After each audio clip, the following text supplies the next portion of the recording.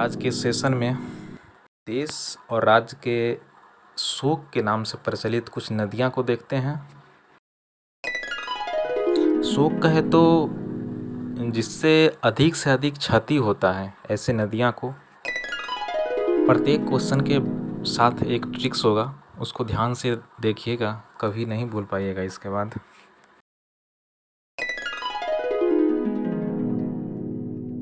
चलिए आंसर कीजिए इसको, इसके बाद देखते हैं।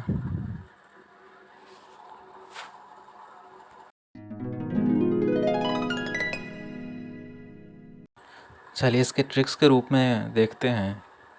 बंगाल को गाल और उदर से दामोदर, इस दो शब्द को लिंक कीजिएगा, हमेशा के लिए याद रहेगा। इस दोनों के सॉफ्टनेस और बनावट, रंग रूप सब एक जैसा होता है, इसलिए लिख करने में कोई दिक्कत परेशानी नहीं होना चाहिए। आप समझ जाएंगे, हमेशा हमेशा के लिए याद हो जाएगा आपको।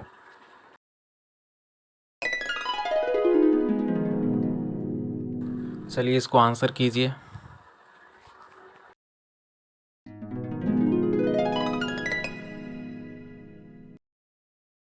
ट्रिक्स के लिए ध्यान में रखिए, घाघरा चोली ये सब ऊपर पहना जाता है, ठीक है। ऊपर का मतलब यूपी।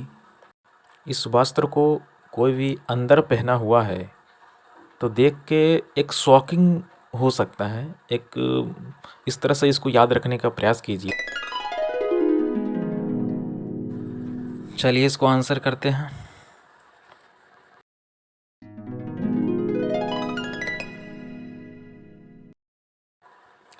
इसके ट्रिक्स के रूप में समझिए, बिहार में बहुत सारा बीहर क्षेत्र है जहाँ पे सन्नाटा होता है, एक शोक का माहौल, सन्नाटा होता है, शोक का माहौल होता है, जहाँ पे दूर दूर तक कोई घर नहीं होते।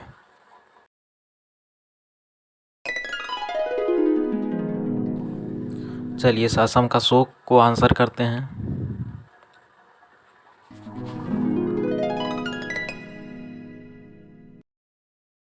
चलिए असम के ट्रिक्स को देखते हैं। असम मतलब जो सम नहीं हो, असम हो, अलग हो, तो हर किसी का पुत्र अपना जो होता है, या दुनिया में किसी भी इंसान से वो अलग होता है। इस तरह से पुत्र सबसे अलग होने के कारण पुत्र बराबर ब्रह्मपुत्र।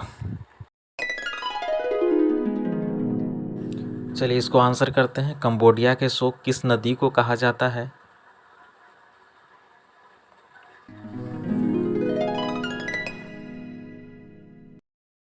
चलिए कंबोडिया की ट्रिक्स को देखते हैं। कंबोडिया का मतलब जिसके बॉडी कम हो, अंग कम हो, छोटा हो, तो ज़रूरत है उसको अंग बॉडी बनाने की। तो अंग बनाने की मतलब मेकांग नदी, ऐसे रिलेट करके इसको याद रखिएगा, कभी नहीं भूलिएगा। मेकांग, चूँकि कंबोडिया मतलब बॉडी कम है, कंबोडिया।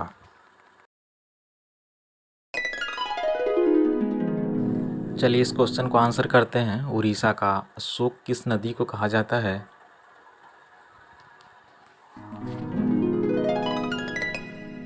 चलिए उड़ीसा का रिलेट करते हैं इसको। उड़ने वाला जैसे जहाज़ पे सवारी आप कर सकते हैं, तो ये साधारण आदमी संभवतः नहीं कर सकता है। इसके लिए ज़्यादा पैसा होगा, महान आदमी समझिए ज़्यादा पैसा वाला होगा, उसको कुछ किसी तरह का हादसा अगर हुआ तो ज़्यादा शोक होगा, ज़्यादा दुख होगा। इस तरह से रिलेट करके याद रखने का प्रयास कीजिएगा, कभी भूलिएगा नहीं। चलिए इसको आंसर करते हैं। चीन का शोक किस नदी को कहा जाता है?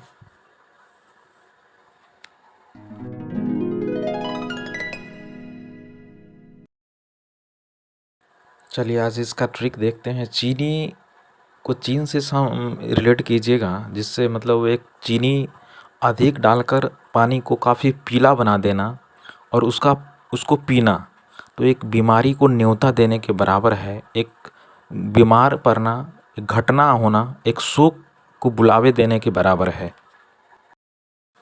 हमारे द्वारा बोला गया जितना भी इस तरह की बातें हैं, इसको बस ट्रिक्स तक ही रहने दीजिएगा, क्योंकि एक छोटा सा समझिए, ट्रिक्स के द्वारा किसी भी क्वेश्चन को हल करना हमारा उद्देश्य है। हमारा इसके परफेक्टनेस पे जाने का कोई इरादा नहीं है। ट्रिक्स मतलब कि किसी चीज़ को याद रखने का छोटा सा तरीका जान लेते हैं, बस यही है। चलिए आज का सेशन यहीं समाप्त होता है। इस तरह के कंटेंट को बार बार पाने के लिए आपको शेयर, सब्सक्राइब और लाइक करना है। Thank you for watching.